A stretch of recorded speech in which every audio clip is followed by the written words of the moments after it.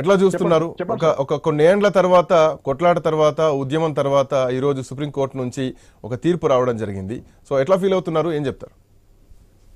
Sir, Madiga జాతి మొత్తం ఈ రోజు గర్వించదగ్గటువంటి విషయం, సంతోషపడాల్సినటువంటి విషయం ఉంది.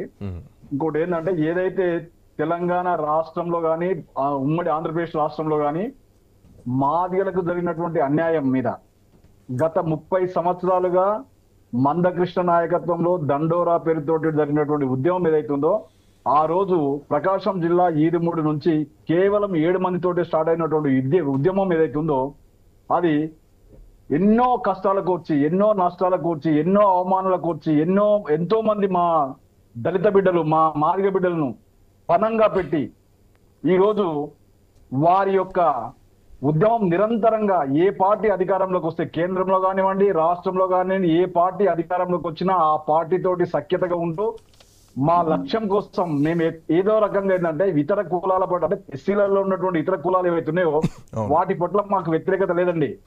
ఏదైతే ఎస్సీలలో ఉన్నటువంటి మాదిగ బిడ్డలు ఎవరైతే ఉన్నారో ఏబిసిడి వర్గీకరణ చేస్తే మాదిగలకు జరుగుతున్నటువంటి అన్యాయం అవుతుందో దాన్ని మేము మాకున్నటువంటి అవకాశాలు 75 సంవత్సరాలుగా అన్యాయం అయిపోయినాం, మోసపోయినాం, దగాపడ్డాం. ఒక వర్గానికి చెందినట్టు, అంటే ఒక వర్గము అంటే మా తోటి సోదరులే, వాళ్ళు కూడా వాళ్ళు మాత్రమే లబ్ధి పొందుతురు, వాళ్ళు మాత్రమే అన్ని రంగాల్లో అభివృద్ధి చెందుతురు, మాకు అవకాశాలు లేకుండా పోతున్నాయనే బాధతోటి మేము ఉద్యమం చేయడం జరిగింది కృష్ణమాదిగ గారి నాయకత్వంలో.